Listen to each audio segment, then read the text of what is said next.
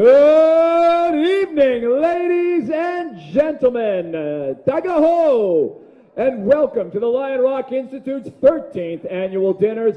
Ladies and gentlemen, thank you very much for coming. I'm thrilled to see everybody here tonight.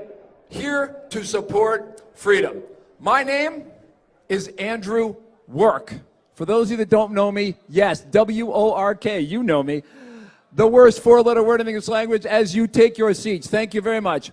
13 years ago, three young men, well, two young men and one guy that was kind of young, me, decided to take a stand for freedom. Not even yet in our 30s. Okay, well, they weren't in their 30s. I was already in my 30s.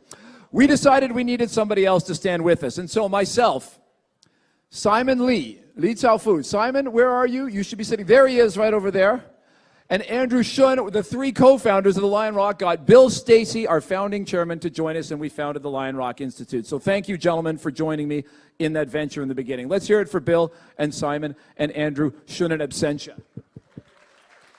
Thank you. Thank you, guys. It's been a hell of a ride. We decided to take a stand for freedom, and that raises the question, what is freedom? What does it mean? It is about the right of man and woman to live their lives as they see fit, as long as they do not impinge on the freedoms of others. And that's the complicated bit. Since the beginning, the LRIHK Institute has taken a stand in particular for economic freedom, the right for man and woman through their labors, through the sweat of their brows, to earn, to keep what they have earned, and then to invest and deploy it. And that is where things have gotten very interesting over the past 9 years. Since the Atlantic financial crisis of 2008, and I call it Atlantic because it happened there, but we felt the impact here and around the world as the financial world changed. Banks and financial institutions and financial services companies have been struggling with regulations, KYC, AML, and that the costs incurred have been passed on to companies and people like you and you and you. And it has been more challenging for different people. Now, in response to that, something else has arisen. You cannot open a newspaper, you cannot turn on a television or a radio or open up your computer and get on the internet and not hear about fintech. Has anybody here heard of the word fintech? Yes. Has anybody not heard it? No, of course not. Fintech has arisen, some people think, on account of the use of technology coming to the sector. It's permitted by that, but is being driven by people freely choosing to use solutions they have found. Young people in particular have been driven out of the financial sector. They are unattractive to financial institutions who then impose fees on them. They make it hard for them to do business with them in a way that was not the same in the past. Money printing has resulted in real estate around the world becoming too expensive for young people to invest in, and they have found a solution. Where there is freedom, there are solutions, and many of those have been in the fintech space. Can't get a loan from a bank to start a business? Try a Kickstarter crowdfunding, equity crowdfunding, P2P lending, and yes, cryptocurrencies. People are struggling with this because while it is an answer, there is also law, and there must be rule of law in free societies, and our regulators are struggling with it, and we might even hear about some of that tonight. We as a society are struggling with the trade-offs that must be made to maintain the maximum amount of freedom to allow people to live their lives and still have an ordered society. And those are the ideas that LRIHK has been exploring for 13 years. We're going to explore some of them tonight. We are going to hear from young people who have heard about these ideas for the first time and are getting their first taste of what freedom and impingement of freedom means in their lives. We are going to hear from someone who has come all the way from London, England, who has been a defender of freedoms in his native Britain and for the people of Europe, and I would argue even the world. We are going to hear with somebody who struggles daily to allow our great city of Hong Kong to have the maximum amount of freedom to thrive and have a thriving economic situation, and also to protect people from those who would defraud them and steal what they have earned. A hugely important job, and we're very interested to hear what he has to say. And we are going to hear from someone who's very close to my heart very soon, the chairman of the LRIHK Institute, And I know who wants to hear from him is everybody in this room, but in particular, some people wanted to support the work of freedom, and I want to thank some of those people now. They are right up here on this board, and if they all have tables, so when I say your name or your organization, make a little bit of noise. I want to start by thanking our bronze sponsors tonight, starting with the LRIHK Foundation. Right over there, make some noise.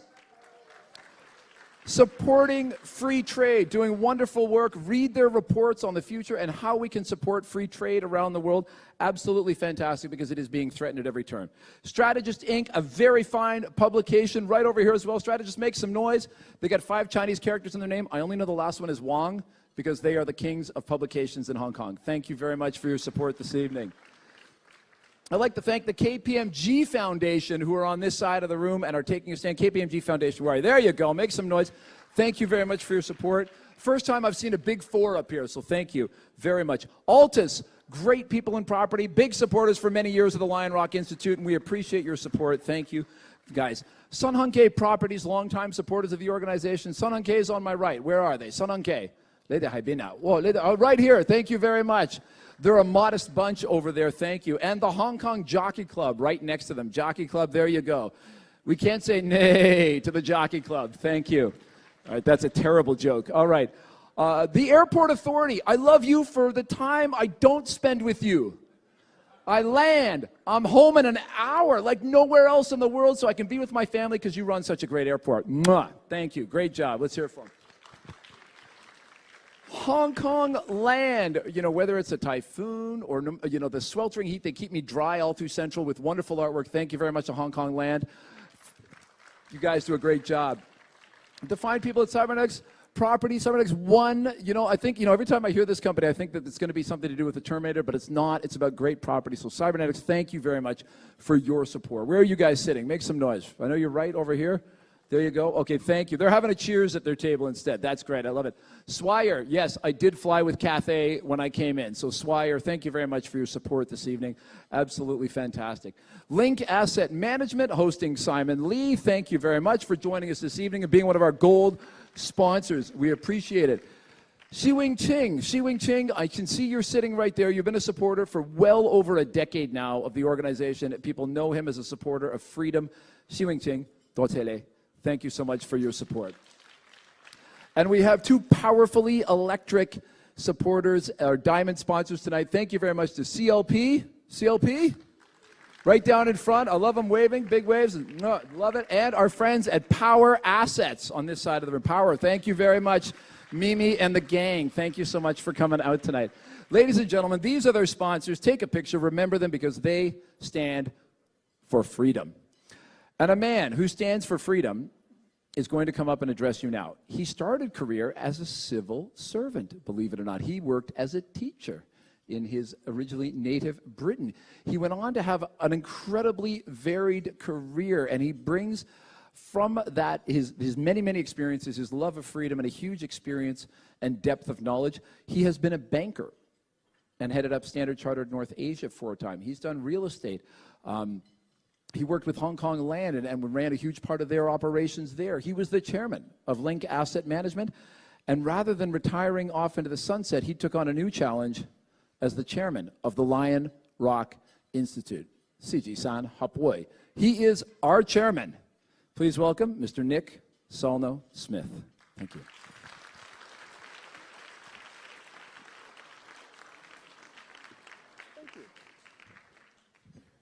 That's the longest build-up I have ever experienced. But I was thinking, Andrew, with the fintech thing, diamond sponsors, why don't we have Bitcoin sponsors at the top next year? Right, well, welcome everyone again, all our honoured guests, and in particular our distinguished speakers. Mr. Norman Chan, Chief Executive of the Hong Kong Monetary Authority, is our keynote speaker this year, and I'm so happy that, given that he has an audience of people who don't like regulators, that as a regulator he's walked into the lion's den, or should I say the lion rock den, and we're very grateful. After the main course, Daniel Hannan, who is the person being described as having flown in from the old world, to speak to us will be speaking. Now, he is the member of the European Parliament for South East England, which is where I was born. I'm not sure that I can complain to him about anything. But for me, it's quite nice tonight to have two speakers who are from Hong Kong and South East England that are basically bookends of my life. Started in one and I will definitely finish here. Now, as I said last year, actually at this point I said last year, somebody's talking. May I have your attention, please? Thank you. I said last year that turnout at this event is a barometer for us. Oh, it didn't work. It didn't work. There was a Vietnamese monk who went silent for 50 minutes to make sure that everyone stopped talking. I'm not sure I'm going to do that. Hello? Thank you. I said last year that the turnout at this event is a barometer for us at LRIHK on the level of interest in Hong Kong in economic freedom. And if that's true, I think we can be quite satisfied because we're at least stable. The number that have come tonight is almost exactly the same as last year. But I hope we've not hit a peak. I'm happy with peak oil, but peak freedom I don't want to hear about. So hopefully even more next year. Now last year, our focus was strictly on Hong Kong. As Andrew mentioned, I think we had an event in honour of Sir John Cowperthwaite and Sir Philip Haddon Cave and their contribution to Hong Kong's freedom and economic success in the 60s and 70s. And actually the 50s. I hadn't realised, Bill, that Cowperthwaite was Assistant Financial Secretary for the 10 years of the 50s. So we need to ask Adam about the rent controls because he got that wrong. But this year, we have reverted to our more traditional focus, which is to have a prominent keynote speaker from Hong Kong and a distinguished speaker from overseas to give us an external perspective.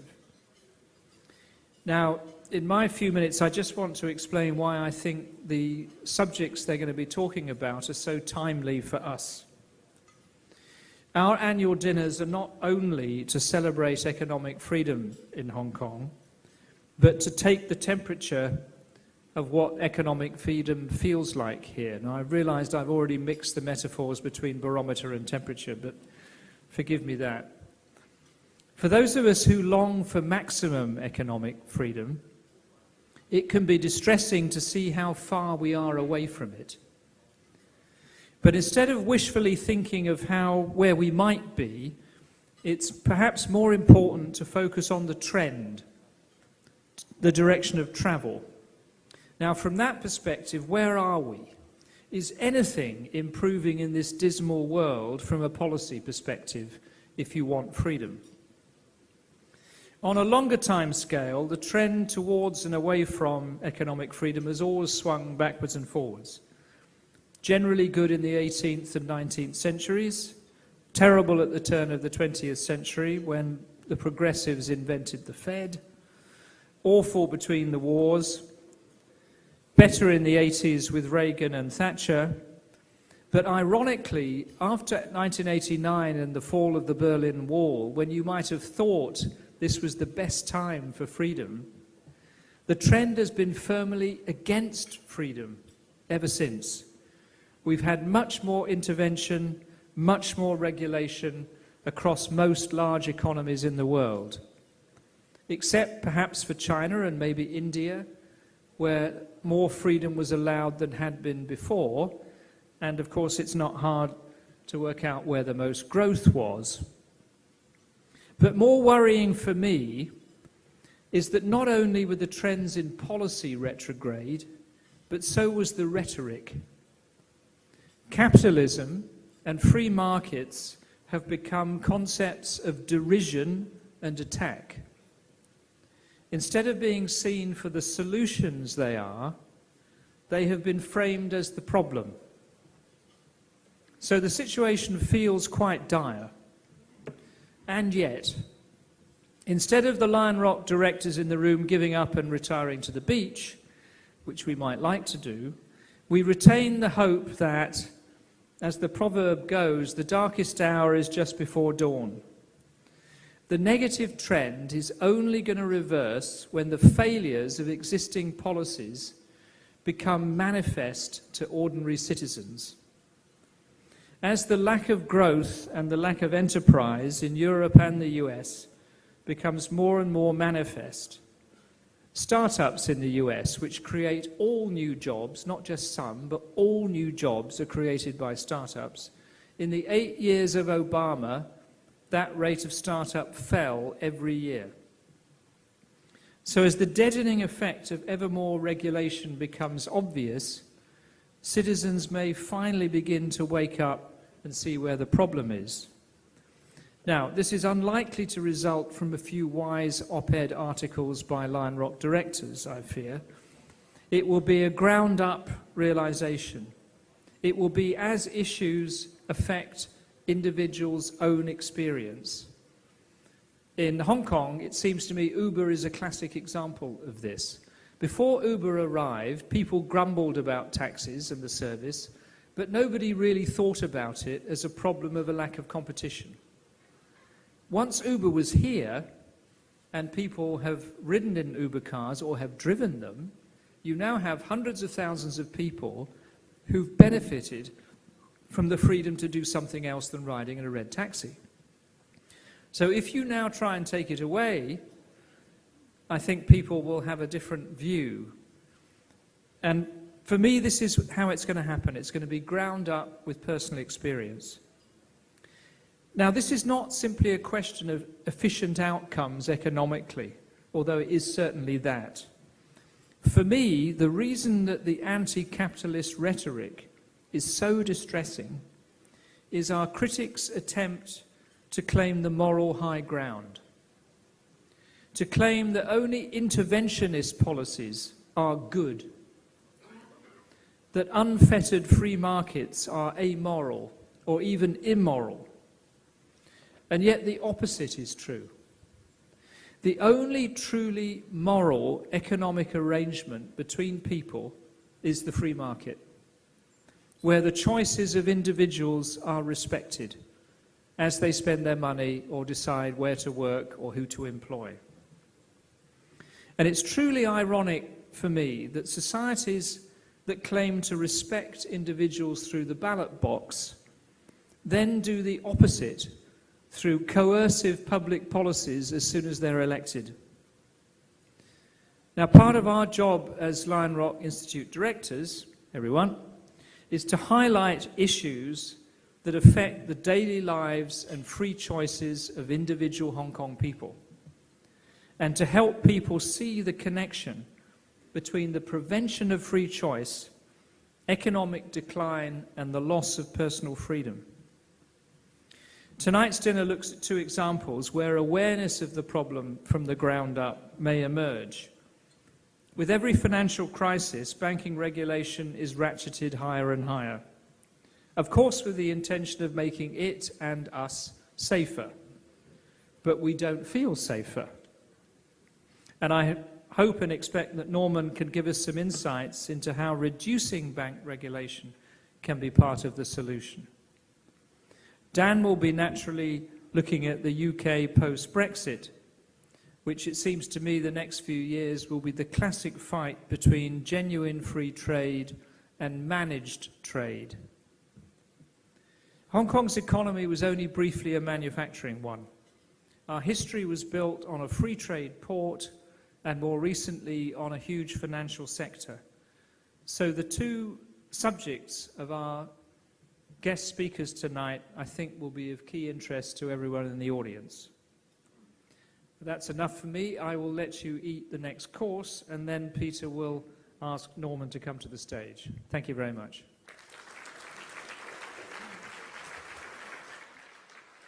Thank you very much, Nick. As he said, we will go to the soup. Ladies and gentlemen, feel free to get your geek on. Talk economics, talk policy. This is the economist's ball, so please enjoy yourselves over dinner. Thank you. Good evening, ladies and gentlemen. We're back. And we've got some very exciting speakers coming up. Our first speaker tonight has a very, very unusual title for his speech that has got me intensely curious.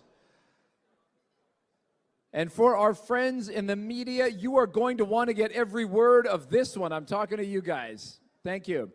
Ladies and gentlemen, if I could ask you to return to your seats, you are going to want to give us your absolute 100% full and undivided attention for this speech, ladies and gentlemen. If there are people at your table, get them to calm down and focus up here, not because of me, but for he who will come after me. So, ladies and gentlemen, with that, I would like to introduce to you one of the board members of the LRIHK Institute to introduce our first keynote speaker of this evening. He was, in fact, our second chairman for a period of time. Many of you know him from his appearances in the media. He is currently the chief economist with eFusion Capital, who I am told have a very high, sharp ratio. Try not to cut yourself. All right. Ladies and gentlemen, please welcome from the board of the LRIHK Institute, Mr. Peter Wong.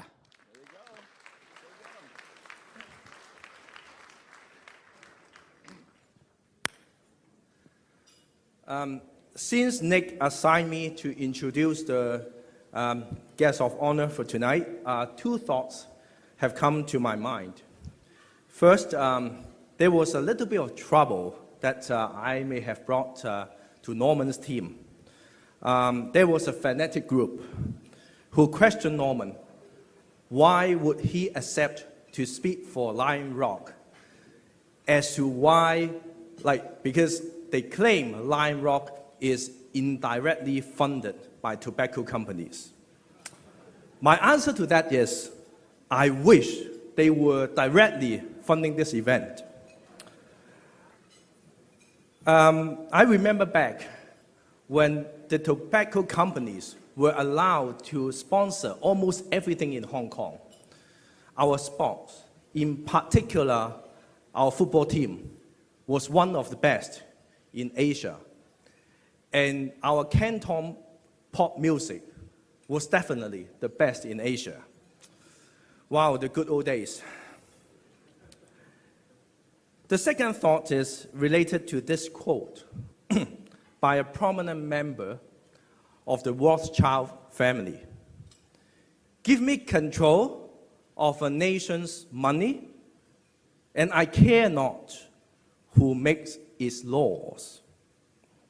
It indicates how central bankers, like Norman, have much more power than politicians, but usually neglected by the public. When many people in Hong Kong complain about property prices being too high, they normally attribute the problems to the government for its failure in increasing land supply. But rarely do they blame the central bankers who run the printing machine, the money printing machine, at full speed, creating enormous asset inflation and a widening wealth gap. We also know that people complain that the world is becoming more unfair because banks continue to privatize their profits and socialize their losses at the expense of the taxpayers and savers. Norman, as a central banker yourself, how would you address these problems? So, I hate central bankers for the reasons just listed. But there is at least one central banker I cannot hate. The Hong Kong Monetary Authority has never in its history printed money out of thin air. Our currency board system ensures that for every Hong Kong dollar we printed, there must be an equivalent amount of US dollar as reserves. Furthermore, the HKMA has not spent a single taxpayer dollar on bailing out our banks. Like, for example, in the Asian financial crisis, it was very bad, right? But they just let the failed bank go bust. And they also managed to have no single failing bank amid the height of the global financial crisis and also in the Euro crisis. So now it's time for me to hand over the stage to Norman to share his ideas about how to make sure our financial system remains one of the most reliable and trustworthy in the world. And maybe our other speaker, Mr. Daniel Hannan, who is visiting us from the continent of troubled banks, may want to take some notes. Thank you. So it's your time, Norman.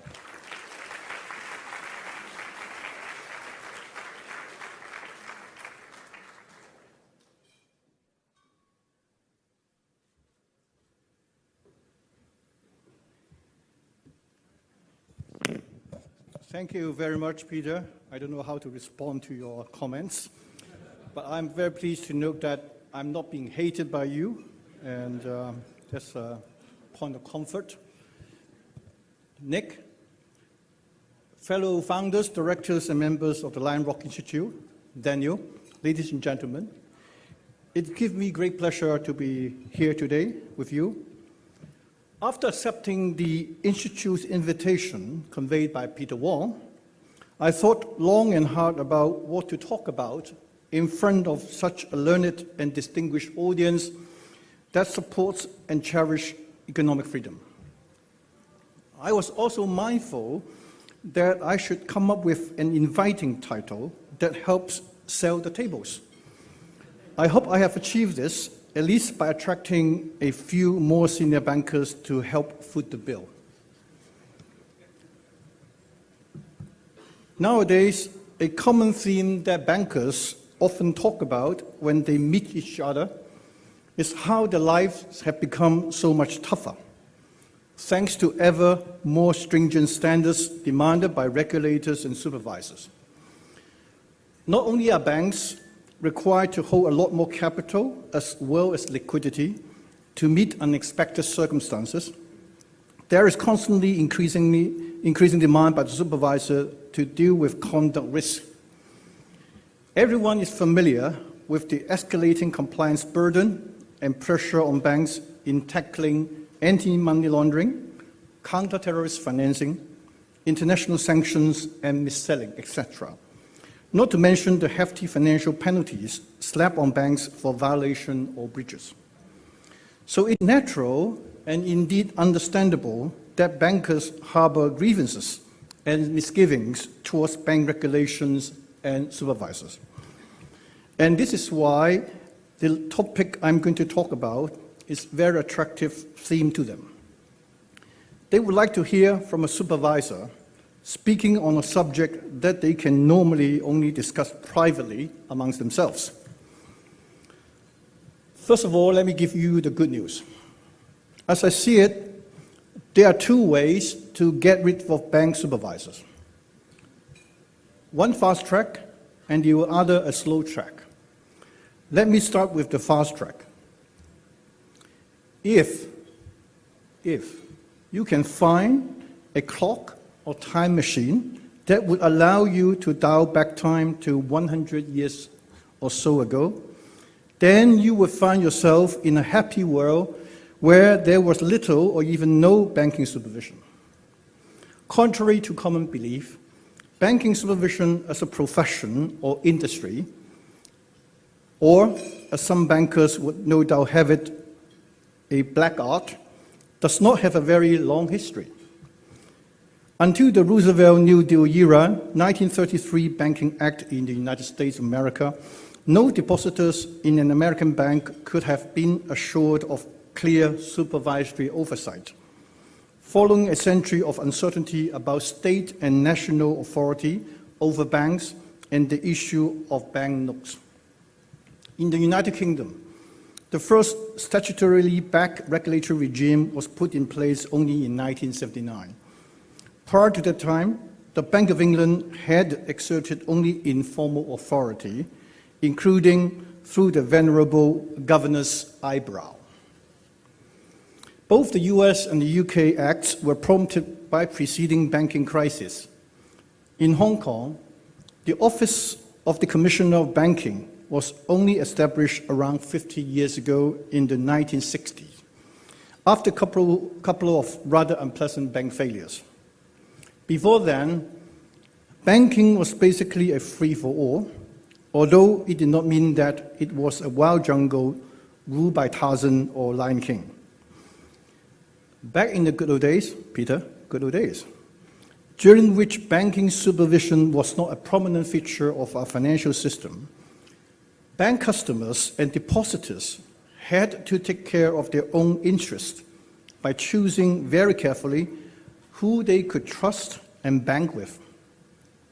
It should also be borne in mind that internationally, the first Basel Capital Accord was only approved by the G10 governors in 1988, meaning that we are only just approaching the 30th anniversary of this important milestone. I know what you're going to say now. You cannot find such a clock or time machine. In that case, the fast-track solution is not quite available. So you will have to consider the slow-track solution in trying to get rid of bank supervisors. As I said before, a world in which there were no banking supervisors was not a wild jungle. For a long, long time, and well before we had the bank supervisors, bankers needed to earn the trust of depositors and customers in order to survive and thrive. Those who failed to earn the trust of customers would not and could not last long. So by and large, bankers who managed to survive were highly trusted and respected by the community in the good old days. Unfortunately, this is no longer the case in recent decades, especially after the global financial crisis. So something has changed. That has led to the erosion of trust in bankers. Only if we can restore that trust and the fundamentals underpinning it, could we have a meaningful discussion on the proposition of getting rid of the bank supervisors.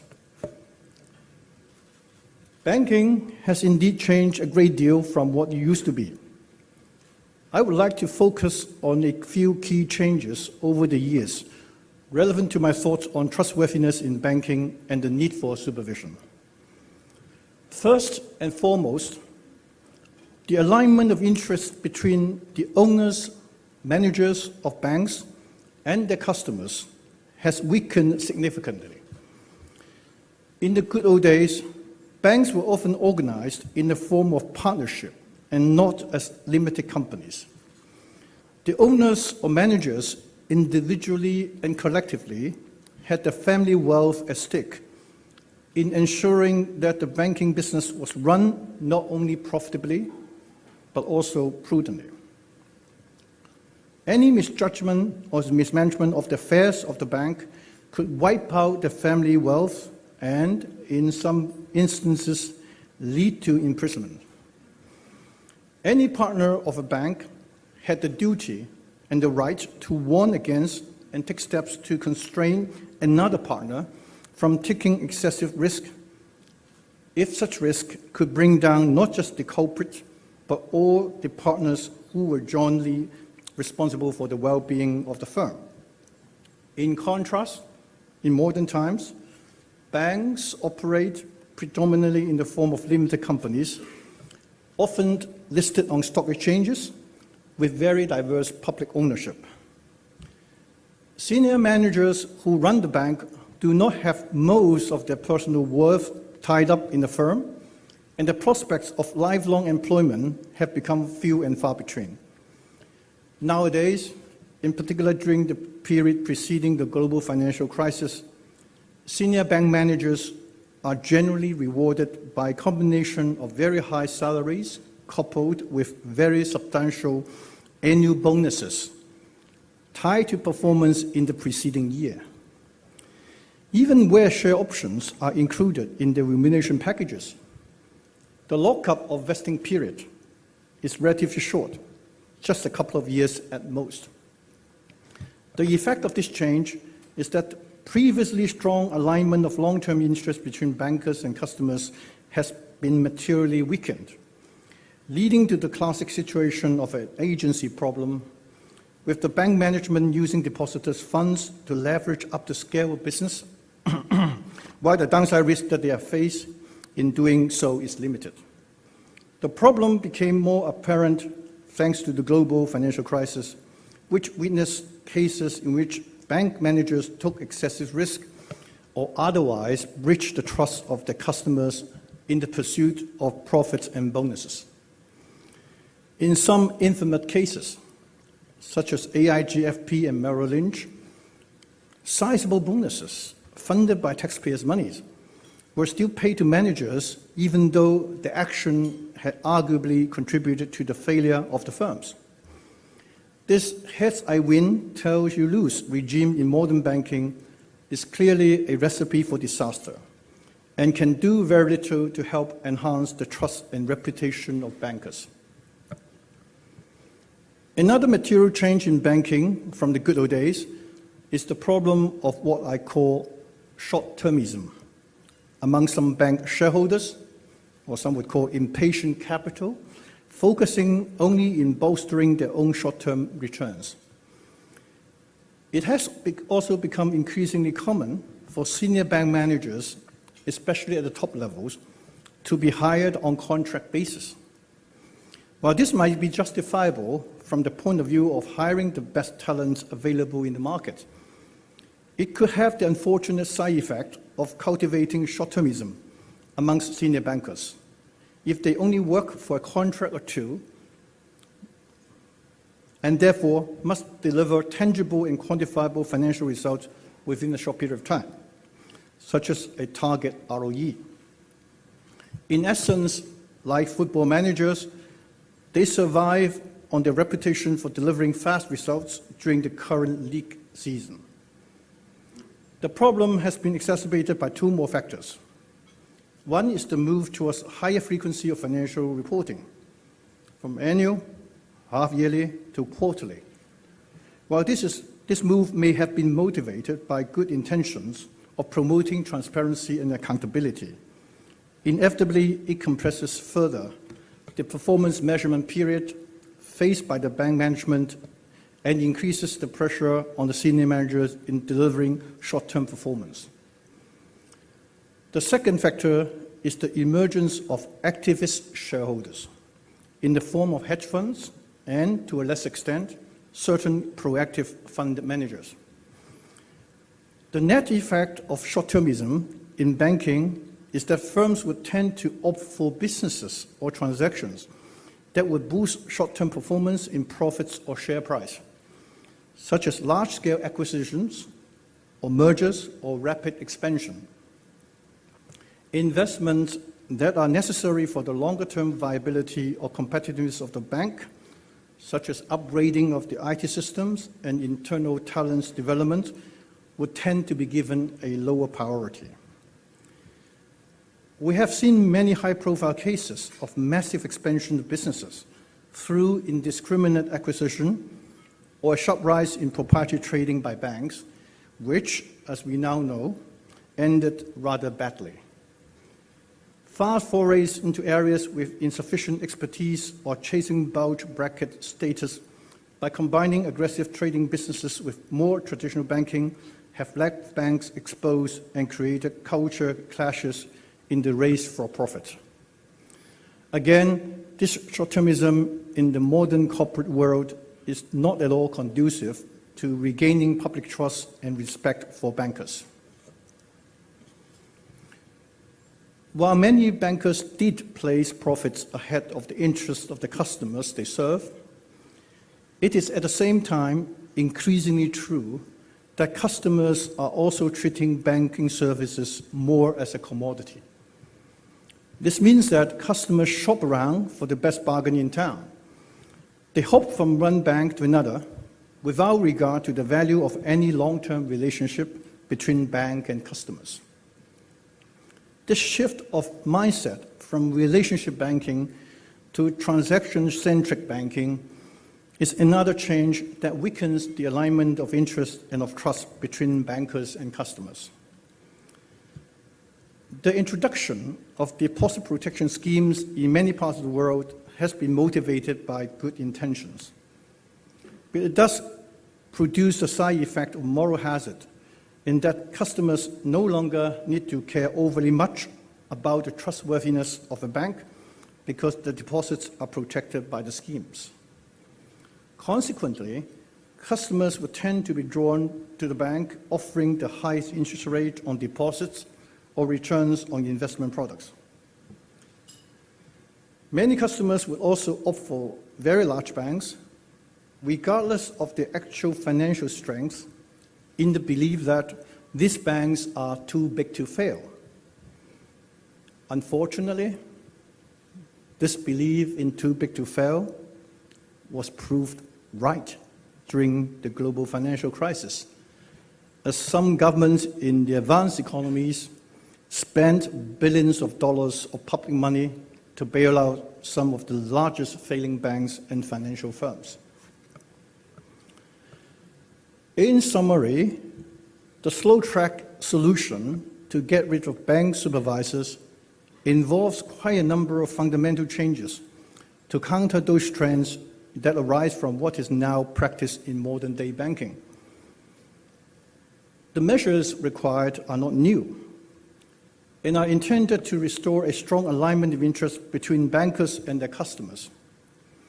This would entail, as I have explained, the creation or recreation of a balanced and fair compensation system for bank owners and senior managers, in which good performance is rewarded and bad risk management or conduct is punished. However, the crux of the matter is that the performance has to be long-term and not short-term. To reduce the risk of senior managers and bank staff taking short-sighted decisions, longer-term or even lifelong employment should be encouraged and not discouraged. I know what you're going to say. You will say that I'm asking for something that is very hard, if not impossible, to accomplish. The world has changed so much that it's unrealistic to go back to the good old days. For example, most banks are limited companies listed on stock exchanges, and it's just not practical for them to return to a partnership structure. Moreover, banks employ hundreds of thousands of staff at different levels, and it is impracticable to insist on live employment for all of them. Nor will employees in these modern times prefer to stick with one company for the whole of their working lives. As for the short-termism of the shareholders and the financial reporting cycle, banks are at the receiving end, and there is not much they can do. While I agree, it is probably unrealistic to go back to the good old days of banking, I'm not fully convinced that there's little banks can do to restore a stronger alignment of interest with their customers. But that doesn't really matter because without these changes, the slow-track solution to get rid of banking supervisors also does not seem to work. So I'm going to bring you the bad news. The bad news is that the public will need an agency entrusted with the mandate and powers to protect the safety of their deposits, to safeguard against banks taking excessive risk in pursuit of profits, to ensure that customers are treated fairly, to deal with bank failure as and when it happens, in an orderly manner to avoid disrupting the financial system and reduce the risk of having to use public funds again to bail out the failing banks. what happened during the global financial crisis is a very powerful reminder that excessive risk-taking in pursuit of short-term profits in modern-day banking and finance can and did pose a serious threat to economic well-being and stability of society as a whole, even in the most advanced economies. The GFC has also undermined the belief that banks can look after themselves in efficient markets, and that deregulation and light touch supervisions must be good as they promote financial innovation and diversity. As a result of these bitter lessons, a series of profound reforms championed by G20 and the Financial Stability Board, of which the HKMA is a member, have been introduced to make the banking and financial system much more resilient to shocks. An informed banker will tell you that banks nowadays have to comply with a very long list of stringent standards in capital, liquidity, leverage, margining, risk management, derivative trading, and reporting, etc., etc. At the same time, there are new and strong measures designed to address misconduct risk, ranging from anti-money laundering and counter-terrorist financing, fund-running, insider trading, mis-selling of financial products. For those bankers who feel disappointed tonight because they cherish the hope that they would learn some clever tricks to get rid of bank supervisors, I owe them an apology. However, the consolation is that, in my view, banking supervision is not an all or nothing game. While it is true that the kind of cozy or light touch supervision that was prevalent before the GFC is now out of question, there is still a great deal of space in how we calibrate the intensity or intrusiveness of banking supervision in order for the process to be effective while not creating an undue burden on banks. At the HKMA, we have just introduced an initiative called Balanced and Responsive Supervision. It involves a mechanism to regularly review with banks possible execution issues arising from the supervisory processes, as well as to collect ideas for streamlining supervisory practices and requirements. Through better and ongoing communication with the industry, we should be able to achieve a more optimal and sustainable supervisory outcome in the longer run. I will also argue that banking supervision is not the only and should not become the most important means in protecting the interests of bank customers. It is my strong belief that regulation and supervisions are most effective in prescribing what constitutes unacceptable behavior or outcomes. For example, minimum standard for capital and liquidity ratios, prohibition of unacceptable market behaviors such as insider trading and rigging of interest rates or FX benchmarks, no mis-selling of financial products, etc. However, supervision is much less effective or appropriate in setting good corporate culture, values, and ethical standards of a financial firm. No amount of external supervision or policing can instill and sustain the right culture and ethics of a bank. Culture and ethical standards must be from top down, owned by the board and filtered down to the senior management and then to all levels of the firm. A bank and its staff must internalize good culture and values in such a way that they behave properly, not because they are afraid of being caught and punished by the supervisors, but because they think it is unethical to do otherwise. But I'm not so naive as to believe that good corporate culture alone is sufficient to ensure proper behavior amongst all the staff. Good corporate culture and ethics must also be underpinned by the appropriate incentive or compensation system. A compensation system in which bonuses or promotions are determined by short-term financial performance is a recipe for disaster. The unfortunate episode of the mis-selling of payment protection insurance PPI products in the UK is a clear example. Banks involved in selling those PPI products have, between 2011 and May 2017, reached settlement with millions of affected customers, totaling £27 billion. And 3 of the largest banks involved have been fined by the UK authorities a total of £117 billion.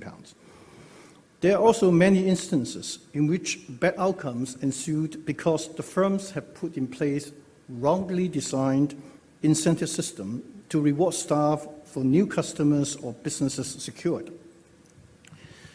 According to a report by Boston Consulting Group, between 2009 and 2016, a total of $321 billion of financial penalties have been levied on banks, which is a clear demonstration of the seriousness of misdeeds and misconduct of financial firms. While talking about fines levied against financial firms, there is an interesting argument by Professor Charles Goodhart of London School of Economics and Political Science that imposing hefty fines on banks is actually not a good way of dealing with misbehavior. By the way, for those of you who are not familiar with Professor Goodhart, he's a renowned British economist with an economic law named after him, the Goodhart Law. He has special ties with Hong Kong, as he served on our Exchange Fund Advisory Committee of the HKMA in the 1990s. Professor Goodhart was also a long-time advisor to the Bank of England and a member of its Monetary Policy Committee from 1997 to 2000. In his recent article, Has Regulatory Reform Been Misdirected?, he points out that it is individuals in banks, rather than banks as institutions, that take decisions and exhibit bad behavior. Following this logic, he advocates that financial regulations challenges should be addressed through governance reforms, rather than a focus on just capital and liquidity management. Regulators should apply fines to people responsible at the time of an offense, whether or not they have subsequently left the bank. In Professor Goodhart's words, if a bank CEO knew his own family's fortune would remain at risk throughout his subsequent lifetime, it would do more to improve banking culture than any set of sermons and required oaths of good behavior. Harsh as it may seem, I do see considerable merit in his argument, as that would help tackle the root cause of the problems. That is, the lack of accountability for individuals incentivized by short-term objectives. However, it would take a drastic shift in regulatory philosophy and changes to the fundamental fabrics of existing supervisory regimes if we want to focus more on individuals rather than on firms. But to achieve, to a large extent, what Professor Goodhart proposes, I believe bank regulators could attempt to require banks to focus more on governance, culture, and ethics. If a bank is willing and able to own good corporate culture and governance with the appropriate incentive system to induce proper behavior, then I, as a supervisor, would be very willing to take a step back and adopt a much less intrusive mode of supervision. My colleagues in the HKMA can keep more of a distance from a bank if they have confidence that the bank and its staff would not behave improperly, not because of constant and intensive external policing, but because it would be against their core values and culture to harm the interests of the customers or of the bank through their own misconduct. Ladies and gentlemen, I truly mean what I say. This is why, in the last few years, the HKMA has been telling banks that they need to cultivate the right culture and values. Moreover, we have instituted a new program to engage and equip the independent non-executive directors, the INEDs of banks, so that they can become more effective in providing the necessary checks and balance on the management. We have also required banks to improve the corporate governance by setting up a board-level committee, chaired by an INED, to oversee corporate culture, to ensure that the compensation arrangements are aligned with the culture and values of the bank. These efforts are ongoing, and I'm afraid that is not a mission that can be accomplished overnight. So, for the time being, there is still a need for supervisors to be around, and so you don't really have to worry that I will be out of a job anytime soon. Again, my apologies to those of you who have been attracted to this dinner because of the title of my speech and did not get much joy from what I have just said. But don't lose hope yet. As some of you may still be able to find or invent a time machine that can turn the clock back to the good old days. I'm sure that bankers in Hong Kong will be very willing to pay a very high price for such a machine. Thank you very much. Mr. Chan, please, we would hold you on the stage for a moment longer. That was no stock speech. Thank you very much for the time and effort and insight that you brought to us this evening in that speech. We do appreciate it. Ladies and gentlemen, the Chief Executive of the Hong Kong Monetary Authority, thank you. Ladies and gentlemen, the excitement does not stop here at the LRIHK Institute 13th Annual Dinner.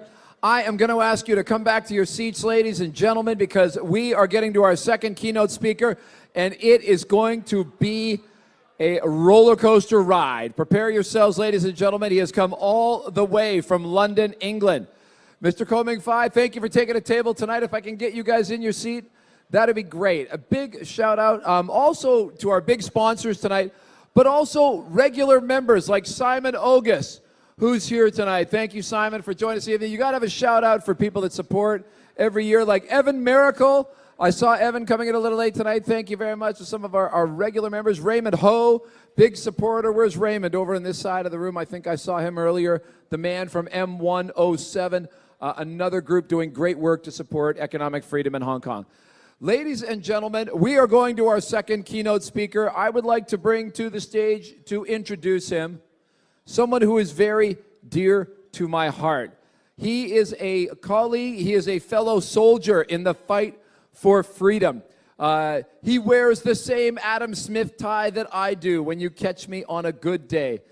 He has had an extraordinary career in finance, but he's had a more extraordinary career fighting for freedom ever since, I believe, even his high school days when he was in his native Perth. He interned with the Mancow Foundation, came to Hong Kong, and when Simon Lee and Andrew Shun and myself contacted the Atlas Economic Research Foundation in Washington, D.C., we said, we are going to start a think tank. The people in Washington, D.C. said, you must find Bill. Don't kill Bill. That's Quentin Tarantino, totally different.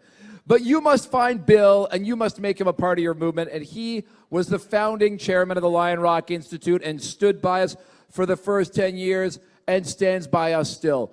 Please welcome board member and the founding chairman of the LRIHK Institute, Mr. William Bill Stacey. All right, thank you. Thank you. This will be a very brief and modern introduction to our speaker, Daniel Hannan. If I just say, hey Siri, you can do it, you'll find out everything you need to know about him from Wikipedia, but he tells me it's wrong. So I will instead default to his Twitter, because I'm sure he prepared that and it's more accurate. Daniel Hannan is the president of the Institute for Free Trade, doing yeoman's work trying to set the terms not just for what Britain does in a period after it leaves the EU, but for free trade much more broadly than that around the world. And I think he'll have interesting things to say about that. He describes himself as a writer, columnist, and Conservative MEP, and a Helvetophile, which I imagine is someone who likes Hellenes, and an old Whig, which, for those who are aficionados of LRIHK, he described himself also as an old Whig. Now, I've known Daniel Hannan since 2006, but I first met him tonight. Quizzical look there from him. I've known him as a very interesting voice on lots of important issues, bringing reason, wit, and insight to some of the most important questions of our age. Contrary to popular opinion, social media hasn't killed off eloquence. Daniel Hannan is a living testament to the ability to be both effective and articulate using Facebook, Twitter, etc. I'm not sure if he's on WeChat yet, but by the time he leaves Hong Kong, we should have sorted that out, because we know that WeChat is a lot bigger than those other little ones, right? So as a professional writer and communicator, we're very proud to have Dan Hannan here to talk with us about important issues. He brings to us a rich life experience, being brought up in Latin America before studying at Oxford. He understands the rich diversity of the world that we live in, and how those little platoons and private local associations are the centre of our progress and flourishing. So speaking both Spanish and French, his opposition that he's famous for to the EU is not built on a parochial view, but on a really deep understanding that those important local differences are what made Europe great, and what make the great places of the world like Hong Kong so strong. So thank you very much, and welcome, Daniel.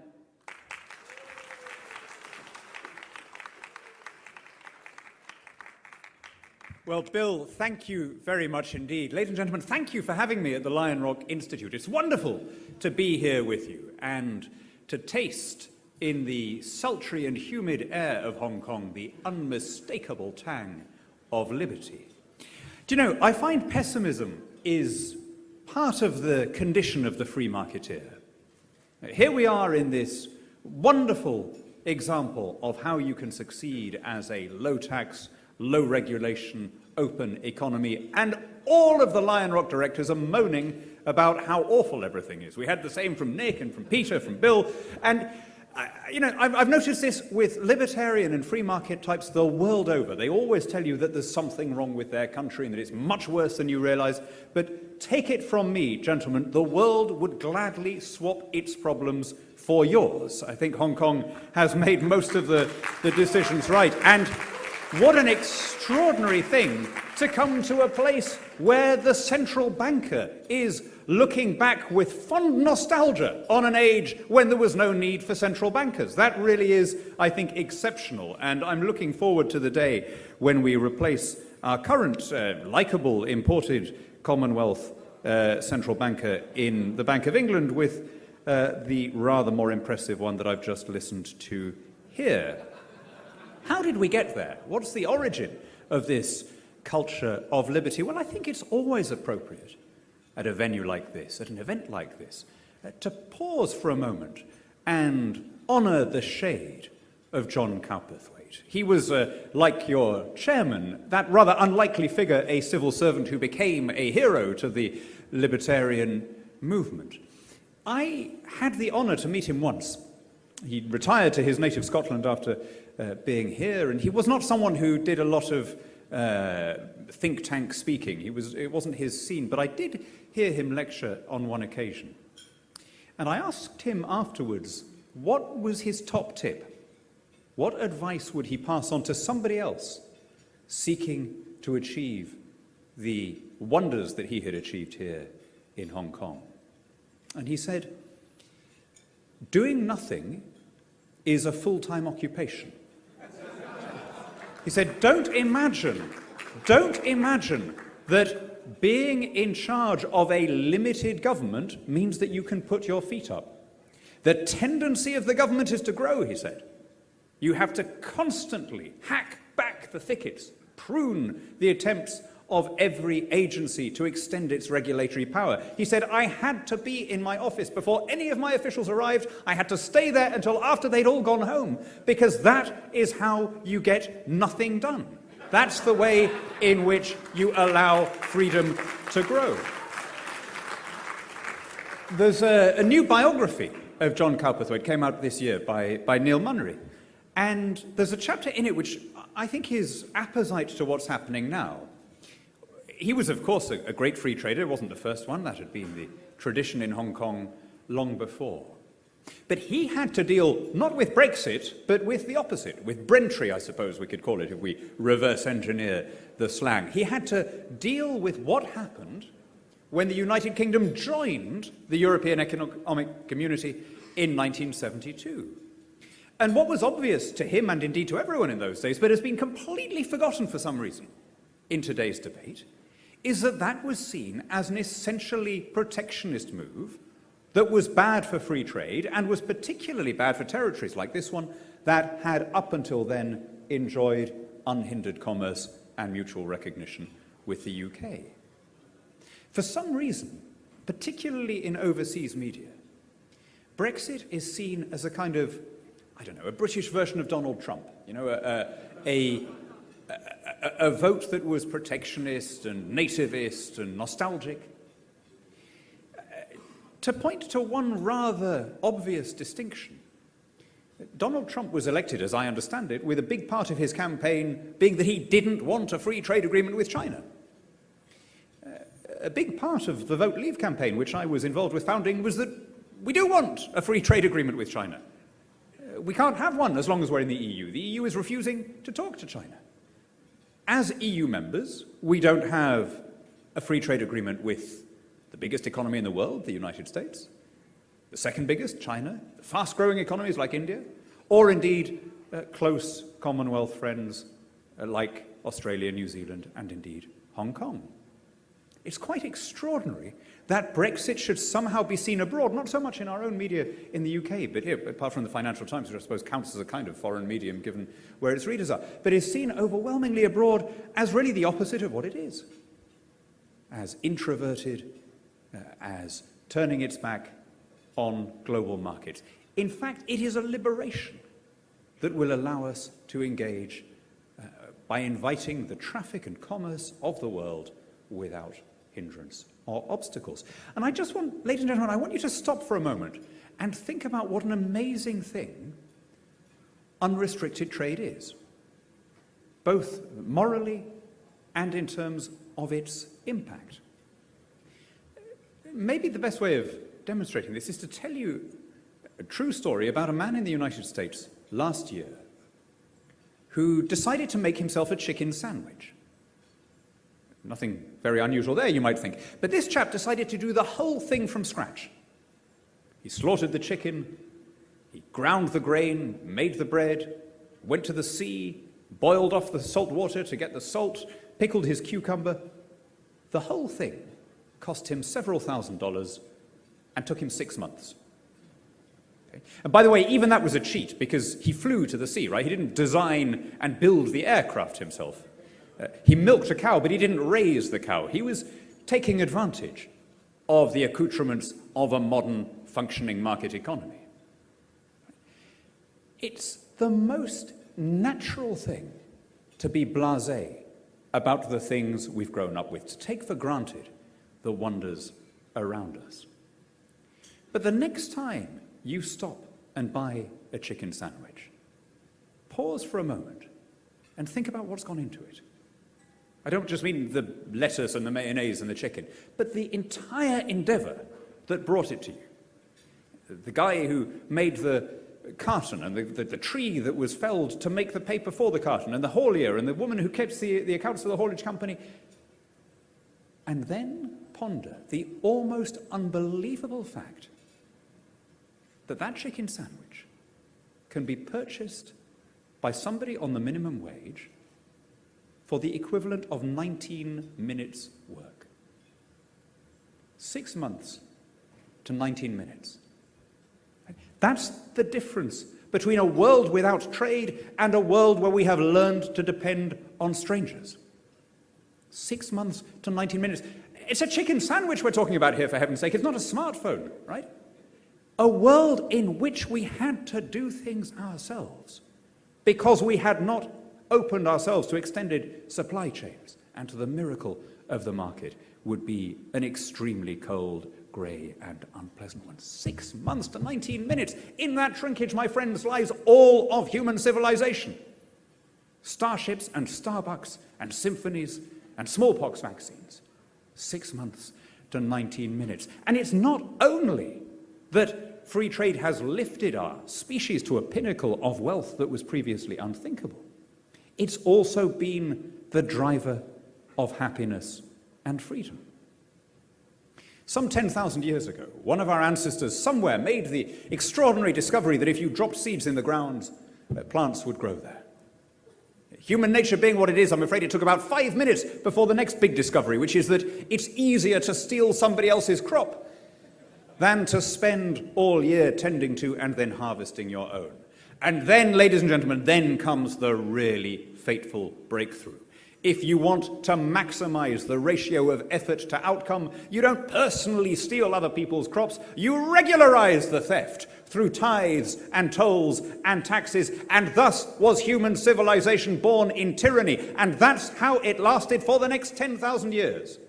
The lot of our ancestors was caste and oppression, serfdom and slavery, until the breakthrough, the almost miraculous discovery that instead of having all human relationships mediated by birth and caste and tradition, we could trade with each other as autonomous individuals on a contractual basis. You find me any policy, any breakthrough, any philosophy that has done more for the well-being of our species than that simple liberation of allowing people ownership of their own bodies and their own products. That enrichment is the central fact of my life and of yours. The fact that you're sitting in this room is enough to tell me that. If I think of what's happened just in the time that I've been on this planet, I was born in 1971. In 1971, the average British worker had to work for more than a month to be able to afford a TV set. Now it's less than 2 days. In 1971, fewer than half of girls on this planet completed primary education. Now, more than 90% of girls complete at least primary education. In 1971, a stationary car emitted more pollution than a car today moving at full speed. That's the wonder of the market. And yet, bizarrely, in every capital, in developed and in developing countries, you find well-meaning people, idealistic, altruistic young people, marching against trade deals, protesting G20 summits, occupying stock exchanges, thinking that somehow in doing so, they're standing up for the poorest people on the planet against the big corporations. And of course, my friends, we know that they're doing exactly the opposite. Nobody gains more from distortions in trade than the big multinationals.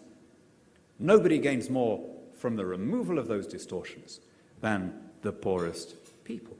So why is it, with these amazing statistics around us, this fall in poverty which is so unprecedented, 38% of people in extreme poverty in 1990, 8% today, why is it that free trade remains contentious? In the United States, in the European Union, it's possible to get a crowd on its feet by saying, I'm going to stand up for my people, I'm going to make sure that we protect our industries and so on. How can we be so blind to all this empirical evidence?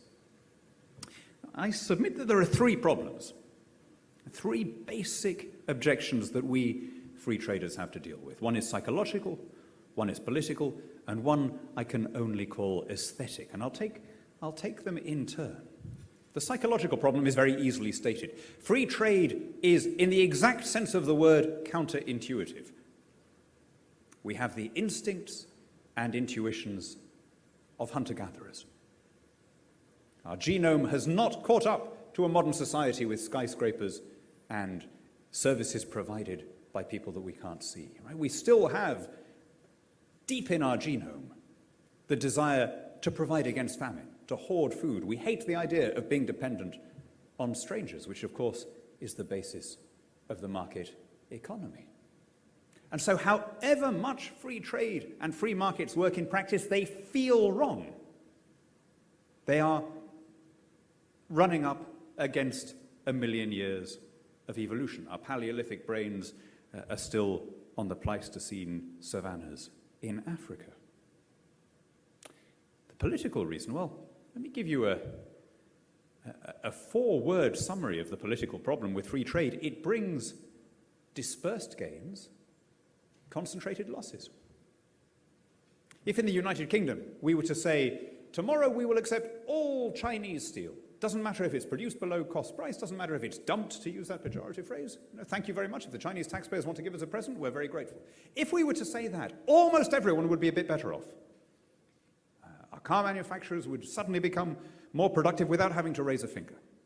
Construction industry would gain a huge boom again without needing to do anything. Prices would fall, more people would be employed, there'd be more spending in the economy, and at the end, no one would vote for the party that had done it. There wouldn't be a single person, I tell you this, 20 years I've been in politics, there wouldn't be a single person who'd say, oh, I'm £36 a year better off, or whatever it is, I'm going to vote for the guy who signed the free trade agreement with China. But the concentrated losers, the steel workers in South Wales, they would know exactly whom to blame, and they would vote accordingly. And if you want a current example of where that's happening, you look at the United States. We just had the textbook example, the tariff on Bombardier to stop Delta buying cheaper aircraft, a Canadian company that manufactures all over the world. Some arguable gains for Boeing, huge dispersed losses for every aviation sector in the US, but it's the people who are losing who know who they are and who can vote accordingly. The cabin crew who now won't exist because their jobs won't come into existence don't know who they are. Those are jobs that exist only in the subjunctive. Those people can't vote for you. So you have the psychological and the political objections. What do I mean by the aesthetic objection? So I think this is the really serious one, particularly in developed countries. Bill mentioned in introducing me that I was brought up in South America. I was born in Lima, Peru. When I grew up in Lima, it still is surrounded by shantytowns. They're called in Lima barriadas, las barriadas. They are ugly places, albeit full of enterprise. We would have regularly throughout my childhood people who'd come and stay from the UK, from the US, and they'd do what everyone does when you come as a tourist to Peru. They'd go to Cusco, they'd do the Inca Trail, they'd go to Machu Picchu, and then they'd come back, and almost without exception, they'd ask the same question. Why on earth do people leave these clean, scenic, beautiful mountain villages with these lovely Andean vistas and come and live among the traffic fumes and the open sewers around Lima? Well, of course, it's the ultimate first world question, that, isn't it? No Peruvian ever needed to ask why somebody would leave a village where there was no electricity, no clinic, no school, no jobs. Much later in life, I had occasion to spend time in those slums, in those barriadas. And I have to say, in terms of the feeling, they compared very favorably to some high unemployment black spots in Europe. Of course, the standard of living was much lower. People didn't have TV and clean drinking water and so on. But everybody was busy. Everybody was doing something. They were selling things at the traffic lights. They were sorting through rubbish and selling it for recycling. And people understood that it was transitional, that they were on their way to something better. That is not something I can say about every welfare black spot in Western Europe. And yet, if I look at what my children's homework tells them about global trade and global development, I have to say, I don't know if there's any geography teachers in the room here, but if there are, you are teaching a branch of Marxism, my friends. I look at the stuff that my kids bring back. It's always the same story. Evil Western corporations exploiting poor women in Vietnam or Bangladesh or something, right? Who are having to stitch together shoes for 50 cents a day or whatever it is. Never any recognition that the Vietnamese woman is a rational agent, that she might have made a logical decision to quit a life of back-breaking toil in the paddy fields and come to a place, I made my daughter Google this after we were arguing about her homework, to come to a place where the average salary is 210% of the national average in Vietnam. The workers are denied agency. Everything they do is our fault. They're not treated as reasoning human beings. And there's no suggestion that if you really want to help, I mean, what's the obvious way? As I said to my 11-year-old, as she then was, if you really want to help these women, what do you think we can do? Well, even at 11 she could see this. Maybe we should buy more of their stuff. That's right. We buy more of the damn shoes, and then the salaries go up, the working conditions improve. It's happened in every country. It happened in Britain, it's happened here. And now there are plenty of like-with-like comparators around the world showing us why free trade works better. There was a study that looked at developing states between 1981 and 2016. The ones that joined the global market system, average growth 6.5% a year. The ones that didn't, average growth 1% a year. Compare Vietnam to Laos. Or compare Colombia to Venezuela. Or compare Bangladesh to Pakistan. It works every time. What was your secret here? What's given you this extraordinary level of GDP per head? And despite all of the complaints of the LRIHK board, what's given you this atmosphere of freedom and enterprise? Right? The rise in living standards in Hong Kong is not based on any natural resources. You know this better than I do. You have to import your water, you have to import your gas, you have to import, the most basic commodities. What was the secret?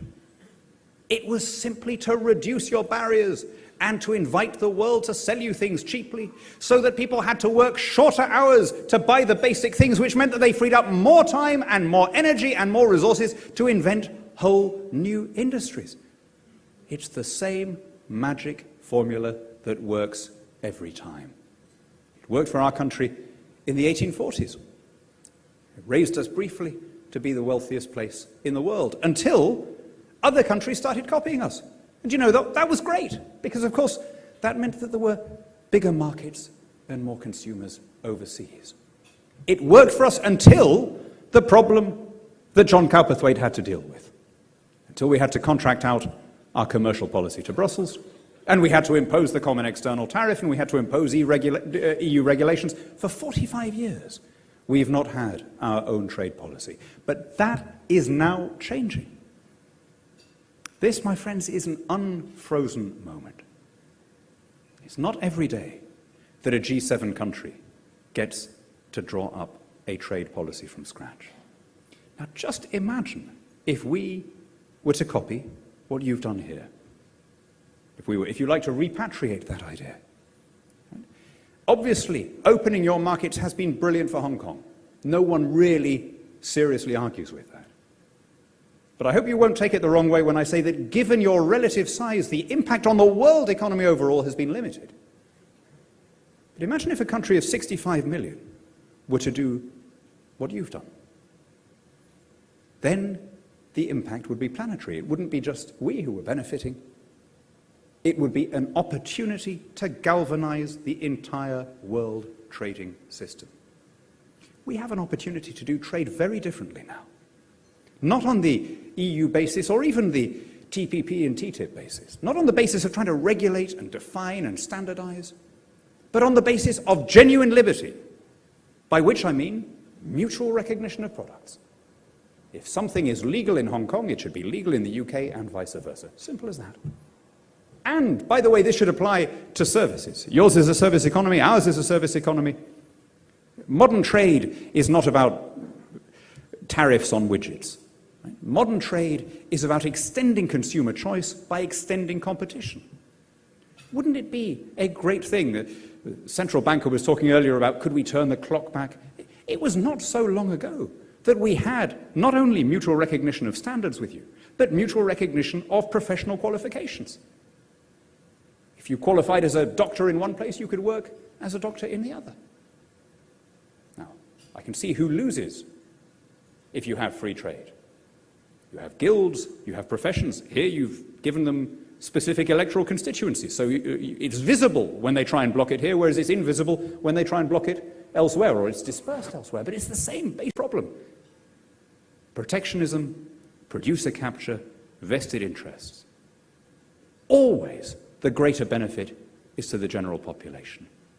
if at the very least we could start by going back to the system where lawyers, architects, chiropodists, reflex, or you name it, at least within common law countries, had an assumption of mutual recognition. Think of how that would bring down prices. Think of how that would stimulate the entire global economy. And that's the opportunity we now have. I come here and I look and I see what you've preserved that we've lost. My country's greatest boast is that we removed government. We allowed trade to flourish. We shifted the rocks and we let the grass grow. In the 19th century, there was a blight in European vineyards called phylloxera. It wiped out almost all of the ancestral strains of wine. And European wine growers had to go to the New World and bring back descendants of those ancestral stocks from the US, from South America, and so recultivate their old vineyards and begin once again viticulture in Europe. We need to do something similar. We need to recover the tradition of freedom and economic liberty that you've preserved here. Celebrate Hong Kong, say the words behind me. I think the best way that we can celebrate Hong Kong is to imitate Hong Kong, at least in the sense of removing those barriers and liberating the genius of a free people. Ladies and gentlemen, the best is yet to come.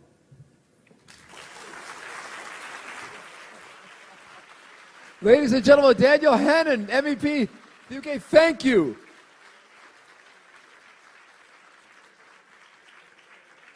A tour de force from the MEP. Thank you so much, Daniel Hannan.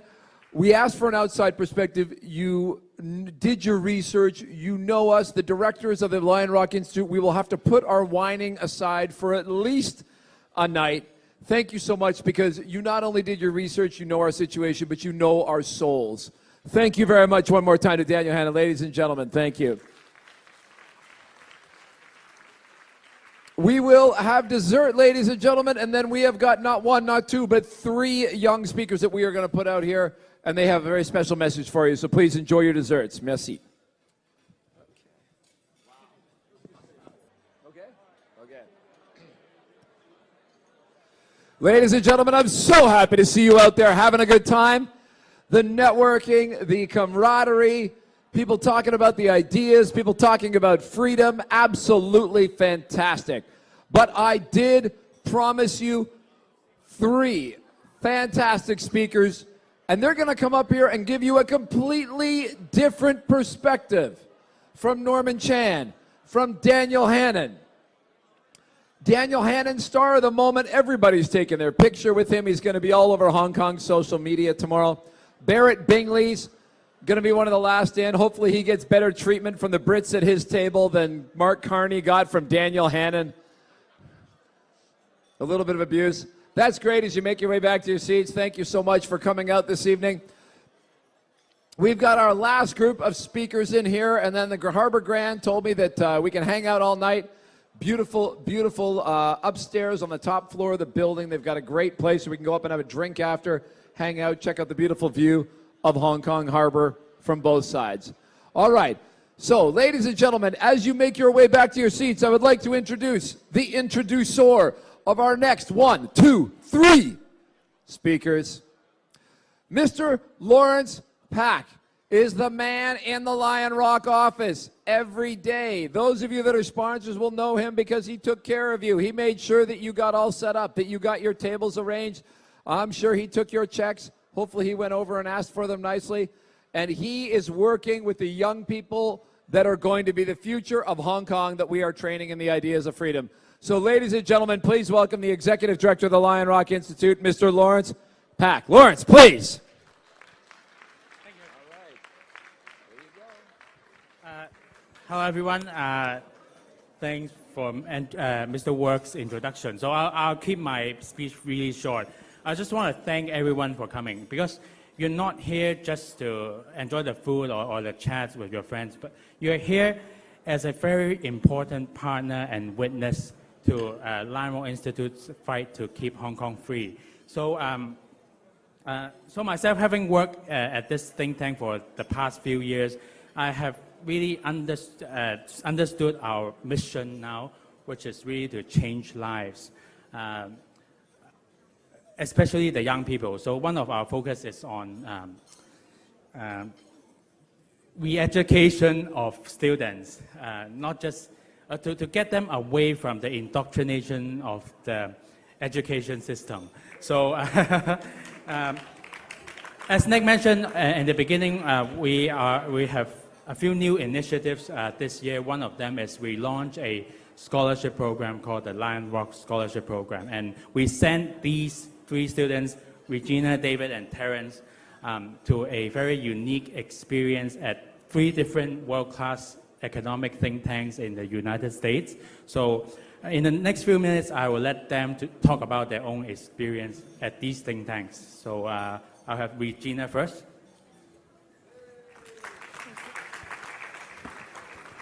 Thank you. Thank you. So good evening, everyone. I'm Regina. So it's my honor to share my experience working as an intern for the Ayn Rand Institute during the summer. So overall speaking, I found the experience a memorable and rewarding one, which was really distinct in my university life. So before sharing my internship experience, it is perhaps first apt to briefly talk about the background of the institute that I was working for. So the Ayn Rand Institute is a non-profit think tank situated in Irvine, California, that promotes objectivism. So a philosophy developed by Ayn Rand. So objectivism's central tenets are that reality exists independently of consciousness and that one can attain objective knowledge from perception through the process of concept formation and inductive logic. So objectivist philosophers view the moral purpose of one's life is the pursuit of one's own happiness, which is the so-called rational self-interest through a social system that demonstrates full respect for individual rights, embodied in the laissez-faire capitalism. So in my internship, I spent most of my time researching for my supervisor on the comments and feedbacks of Asians, especially Chinese, on Ayn Rand's philosophy and her 2 fictions, namely The Fountainhead and Atlas Shrugged. So that the research, I believe, was to facilitate the Institute's campaign to promote Ayn Rand's philosophy in the East. So moreover, as a student interns, we're obliged to participate in the weekly philosophical seminars to discuss Ayn Rand's philosophy. So interns in the seminar, under the moderation of professors, were invited to present their views on specific topics such as the morality of war, freedom of speech, and government regulations. So I would say that the seminars were really inspirational and exciting since they were often intense philosophical debates between students who were for and against Ayn Rand's philosophy. So not only did the internship experience ignite my enthusiasm in learning objectivist philosophy, but it also enables me to establish friendships with my supervisors and other interns. So in particular, I was fortunate enough to have met my fellow interns coming from other states and Canada. So through the whole program, we spent time together in the beach together and traveled during the weekends. So up until now, our internship group on the WhatsApps are still really active, and we are planning our next trip in the next summer. So in the course of getting along with my fellow interns, I was able to gain valuable insights on the life of college students in America. So it was a shock to me that American students at my age are thinking about moving away from the family immediately after graduation, and they're now looking for flats and their cars. So looking at their life concerns and my own, I realized life can be entirely different for college students in different parts of the world. So to conclude my sharing, I regard my application to the LRIHK Scholarship Program a wise one since I've gained invaluable knowledge as well as friendships in this once-in-a-lifetime experience. So I would like to express my gratitude to the LRIHK Institute to offer me such a precious opportunity. And I wish more youngsters can benefit from a similar experience, as I'm sure that an internship experience in overseas think tank can stimulate Hong Kong students to think out of the box. So thank you very much. Thank you.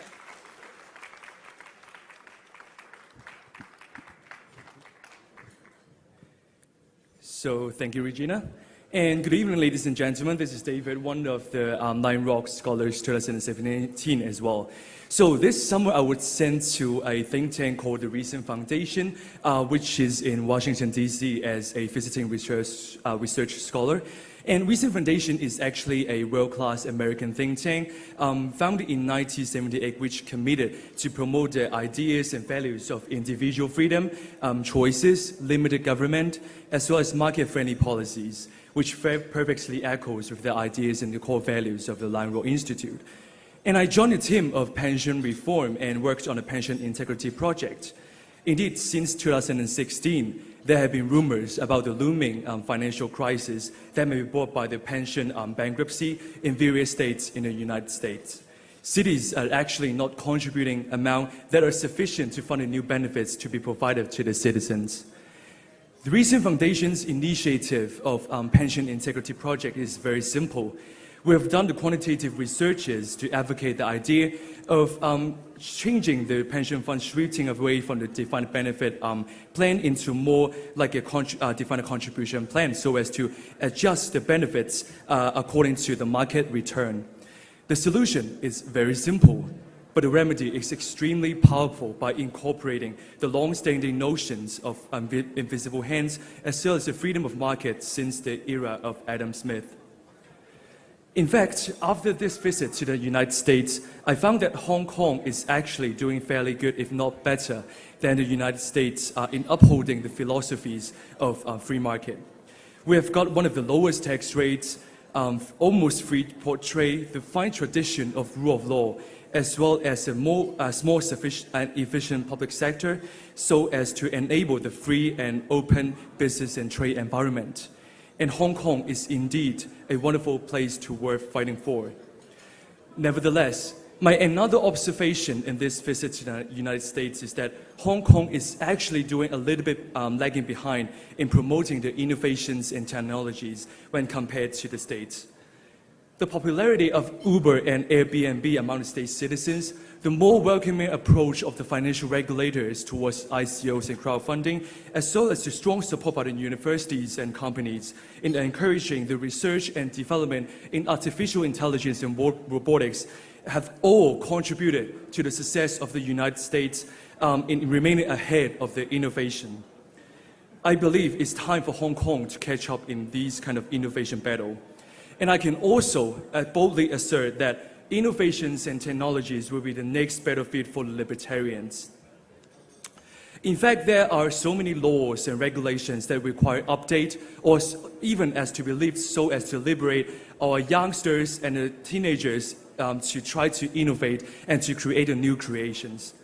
In fact, Hong Kong has a long history of resilience and adaptivity, and I know that some of our people in the LRIHK Institute, for example, our founders, such as Andrew Work, who is now working on some fintech projects, as well as Mr. Simon Lee, who is now doing some kind of advocacy in sharing economy. And I believe that these projects are wonderful that we should actually involve in so as to maintain the long-term competitiveness of Hong Kong. Last but not least, I wish to express my sincere gratitude and appreciation to the LRIHK Institute, especially to Mr. Andrew Shun and Mr. Laurence in providing us invaluable guidance and support in this fruitful scholarship program. So thank you and wish you all enjoy tonight's event. Thank you so much.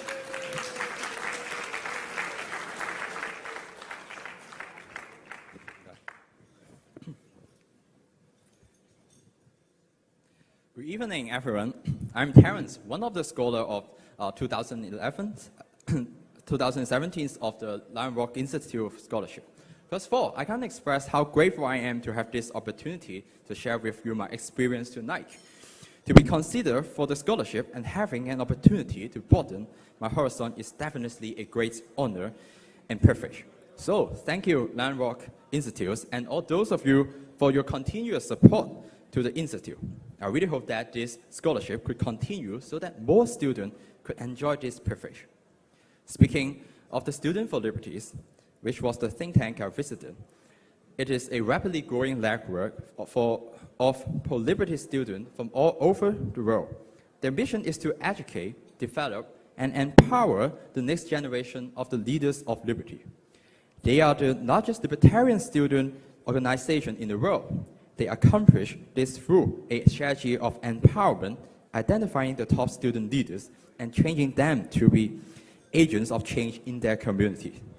They delegate lots of responsibility to local student leaders, ranging from member recruitment to organizing different events like debates and academic conference. I participated in the course designing process and learned so much about how to motivate people and empower them.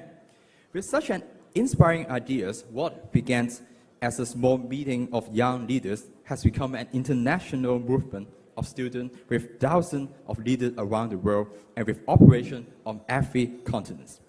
Another interesting ideas about Student for Liberty is their advocacy about spontaneous order. The idea of a spontaneous order, that is an order which emerged as a result of the voluntary activities of individuals and not one which is created by the government, is a key idea in the classical liberal and free market traditions. In fact, it is not as difficult as you sound. Just look at our daily life and business world in Hong Kong. People are doing really well in establishing our own rules and orders. Look at our great traditions of our legal system, the common law, which is essentially a customary system and evolves from time to time, safeguards our custom we found for, the value we so treasures, and the justice is thereby preserved. Besides Students for Liberties, David and I also attended several events in Washington. One of the most interesting events is called Free the Facts. It is a university-based program which aims to provide a platform for students' discussions on several policy matters. The items which currently top the agenda is the American state pension system. It operates on a pay-as-you-go basis and is financed through Social Security taxes paid mostly by the employer and workers. Similarly to most of the pension funds in the world, it is not sustainable. We had some great and insightful discussion with students there. We also attended several events, and they can be quite different in fact. Some concerned local politics, some talked about international trade with China, and some debates about philosophy. Although people are very different, if not being polarized on many matters, Americans are all not hesitate to express their ideas and willing to explore a possible option to create a better future, and most importantly, happy to nurture the next generation. The corporates and political parties are active to sponsor different events and to participate in different social activities. Well, in conclusion, I think some of you are expecting I'm going to advocate some change to be made in Hong Kong and offer my suggestion to you. Well, in contrast, I come to you and say, please, don't change. In Zhongyong, The Doctrine of Means, one of the greatest philosophy books ever in China, the chapter 20 said, he who attains the sincerity is who chooses what is good and firmly holds fast. In Chinese, 誠之者擇善而固執之者也. Hong Kong has been ranked as a world fierce economy for more than 20 years by the Heritage Foundations, a conservative Washington think tank. This gives thanks to our convention of low tax rates, lack of trade tariff, mature financial markets, and small government. In addition to that, the high-quality legal framework which provides effective protections of property rights, strong support of the rule of law, and continues to be the cornerstone of strength of our dynamic city. We have a little tolerance for cooperation, and government integrity is preserved by a high degree of transparency. The rule of law and the positive non-intervention policy are the very foundations of our prosperity. We must continue to safeguard this hard-earned and honorable tradition. This is not easy, but I do believe all of you who join us in these special occasions and stand up for the idea of freedom will share this common aspiration in building Hong Kong a better place in the future. Thank you.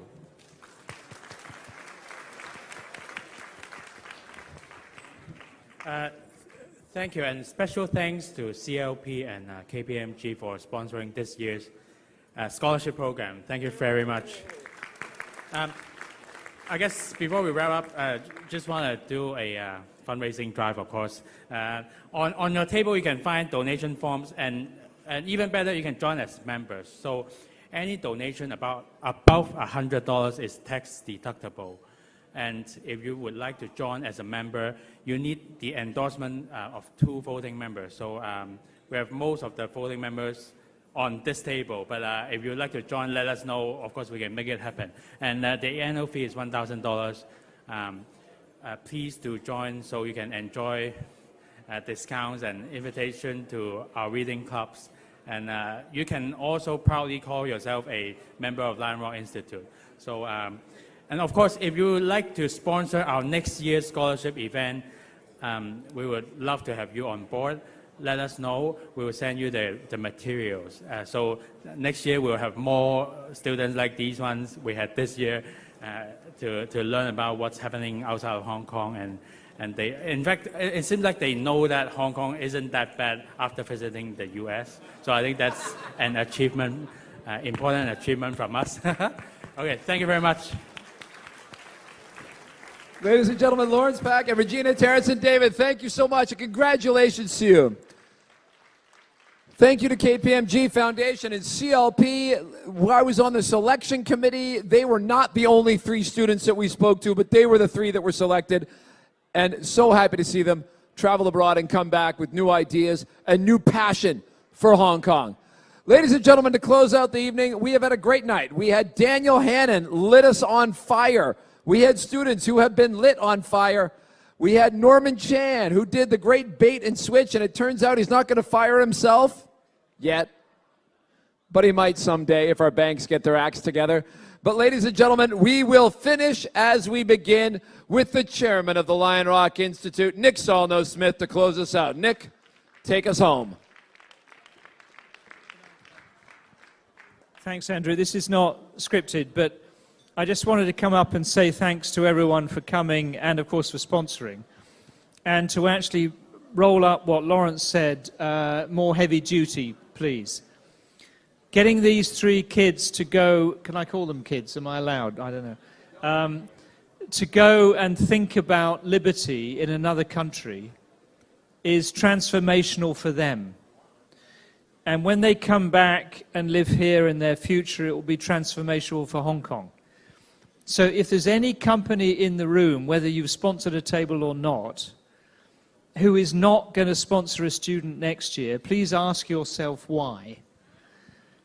You can put your name on it and call it the whatever company is scholarship.